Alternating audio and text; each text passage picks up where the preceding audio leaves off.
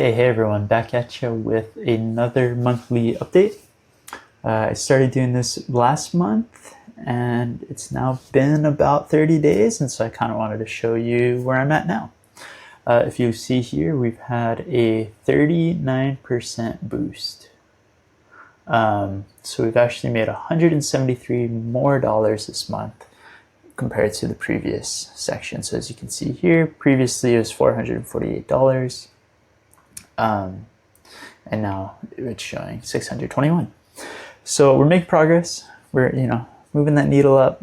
But if you actually look at the graph here, it is very much kind of concentrated in this bump.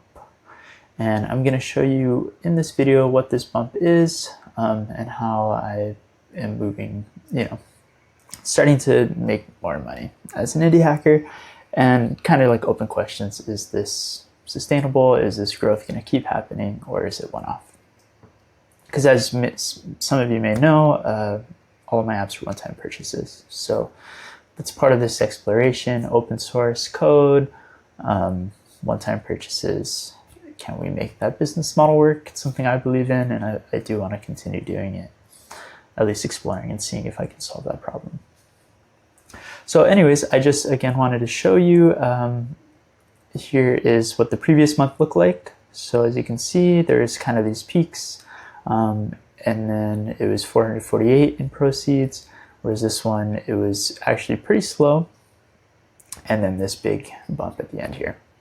Now, I do want to show you something that I'm a bit embarrassed about, but if we click on HealthMD here, you'll notice the second half of the month is much bigger than the first half of the month. Well, I forget when, it was probably right around here, but a user messaged me confused and he wasn't sure how to pay for the app. He hit his 3 export limit and he's like, hey, I want to go to premium, I want unlimited exports, what's up? How do I do it? Turns out that I broke something and was no longer able to accept payments. So I'm guessing that might have lasted like 2 weeks. My guess is these upgrades were versions of the app that still had the ability to upgrade. Basically what happened was, because I originally had one-time purchases, initially the app was just $5 unlimited. By moving to a free app that then you paid for unlimited, I had to ensure all of the previous users didn't have to pay again. And so there's kind of like a lot of like complex logic to ensure, like, hey, if you bought this app before this date, it's free, or you're unlimited. At least I thought that was the case, but Claude actually built in build numbers. And so it's basically, if your builds 1 through 3, it's free, otherwise not. Anyways, pain in the ass. We figured it out. We're now accepting payments again. So I think if I didn't have this bug, this month would have actually been like considerably bigger. At least, I would guess another $100, $200 was lost when that occurred. But if you want to look, we can see here that each individual app has gone up, right? Be wary of these increases because, again, prior to this month, last month, there was a moment of, if you see here, there was a moment where there was the ability to buy the app as well as one-time purchases. So right now it's comparing this 145% as if that was all that we made last month. If we actually look at it, so let's say here at Get Sync, we made 158. Last month with Get Sync, we actually made 74 plus 64.57. So we actually made 139. So all in all, there's actually only about a $19 difference. Definitely far from 145% boost, but it's still growth, so that's good. I haven't really done any marketing outside of the YouTube videos that I've made, but those YouTube videos were out last month as well. So no like additional content, just kind of riding the wave. And the fact that it's growing is neat. Happy to see that. Okay, so that's pretty much it. A big one here is ISO.me. So this is a new app. Let me see.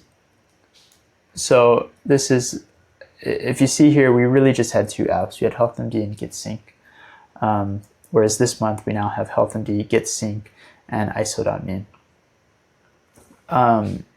ISO.me is this app I've built and I've showed off on this channel. It's basically a way to track yourself locally on your iPhone as well as Apple Watch. Basically, like, you know, your phone, it's tracking all this information, but I want that information too, right? So basically I built this app that it can just be like 24/7, always on, passive tracker. It's just running in the background. And then you can export and visualize in Obsidian, or you can run like data analysis against your own data. And that was it. It posts, basically the only form of advertisement was through YouTube as well as through Reddit. And so we hit #1 on the iOS subreddit. Eventually that post actually got removed. It turns out it's against the rules to shill like that, even though it's open source, and that's fine. That was a misunderstanding on my part. But all in all, it's doing well. If we look at the data though, it was basically this big boom, and then there actually haven't been any purchases in the last few days. So a little concerned on that end, but I'll probably build a bit more content, try to create like a bit more noise about this app, and hopefully that'll kind of resurrect and create a reoccurring flow of users. So something else that's been pretty cool. Oh, I'm not going to mention Foxboard. This was my own personal purchase, just to ensure the purchasing works. Still there, I still use it, but it's just not getting as much attention from me. But yeah, check it out if you're interested. I'll probably build some content eventually. I think that's the primary form of advertising at the moment, is just kind of YouTube. But with that in mind, I did want to show off some of my YouTube growth because it's been pretty awesome this past month. So we're looking here, and I've gained 166 subscribers. So prior to this month, I had only gained 18. So right here, we're looking at March 14th to April 14th. And we're getting, you know, this is our viewership, posted a handful of videos, and we gained 18 subs. Now we gained 166 subs and our viewership's off the charts. You can see what we're, you know, again, this was past month, what was the big videos. So in here, it's primarily my SyncMD content, and then a few other like coding related things. Now, if we look at this month, it's primarily Coparthee's LLM wiki and Obsidian video that I posted. This one blew up. And this video alone got me 99 subscribers.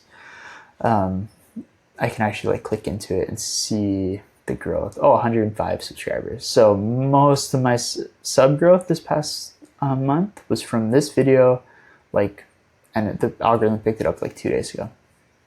So it's pretty cool. Never experienced that, like an actual like semi-viral video. I'm sure it's going to continue growing and continue getting subs and viewership. But also what you can see here is my wife's been jamming the UGC content.